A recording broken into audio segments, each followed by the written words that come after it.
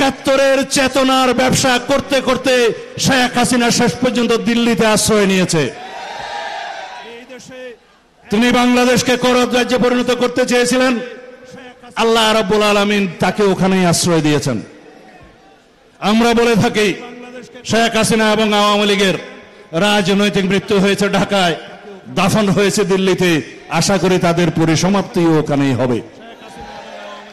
সুতরাং 71-এর চেতনা ব্যবসা যেমন বাংলাদেশের মানুষ ধারণ করে নাই, জুলাইয়ের চেতনাও যেন কেউ বিক্রি না করে এই আহ্বানও জানাই।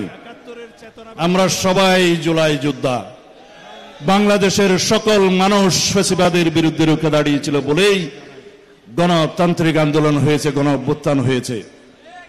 গত 16-17 বছরের ফ্যাসিবাদ বিরোধী গণতান্ত্রিক আন্দোলনে রক্তদানের মধ্য দিয়ে আমরা নির্মাণ করেছি এই গণ অভ্যুত্থানের সিঁড়ি। একের পর এক সিঁড়ি নির্মিত হয়েছে, শাপলা চত্বরের হত্যাকাণ্ড সিঁড়ি নির্মিত হয়েছে।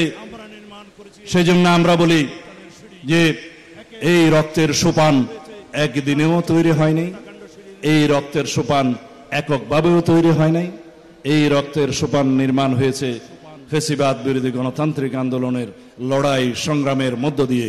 সুতরাং বন্ধুগণ, আমরা সবাই আমাদের একটাই নীতি যেন ঘোষণা করি, সবার আগে বাংলাদেশ।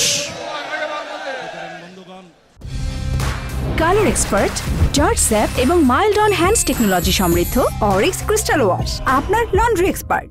আমরা এই দেশের মানুষ হিসাবে, আমরা এই দেশের একজন সিটিজেন হিসাবে সকল মানুষ ধর্ম বর্ণ নির্বিশেষে সবারই যেন নাগরিক অধিকার নিশ্চিত করি, এটাই হবে আমাদের জন্য আগামী দিনের রাজনীতি। সুতরাং বন্ধুগণ, মাননীয় প্রধান অতিথি বক্তব্য দেবেন, আমি আর বক্তব্য দীর্ঘায়িত করতে চাই না। আপনাদের আজকের এই সম্মেলন দেখে আমার মনে হয়েছিল আমি নির্বাসিত জীবনে আমার প্রতি মুহূর্ত ব্যয় করেছি এমন একটি সম্মেলন দেখার জন্য, বাংলাদেশের এই গণতান্ত্রিক অভিযাত্রা লক্ষ্য করার জন্য, সাক্ষী হওয়ার জন্য, নিজে সেখানে উপস্থিত থাকতে পারার জন্য। আমার আশা পূর্ণ হয়েছে, গণতন্ত্রের জয়যাত্রা শুরু হয়েছে। ইনশাআল্লাহ আমরা এই গণতন্ত্রকে জীবিত রাখতে হবে, ধারণ করতে হবে, শক্তিশালী করতে হবে। আগামী দিনে আমরা একটি শক্তিশালী গণতান্ত্রিক রাষ্ট্র বিনির্মাণ, সাম্য এবং ন্যায় বিচারের ভিত্তিতে গড়ে তুলব ইনশাআল্লাহ। সুতরাং আপনারা সবাই ঐক্যবদ্ধ থাকবেন।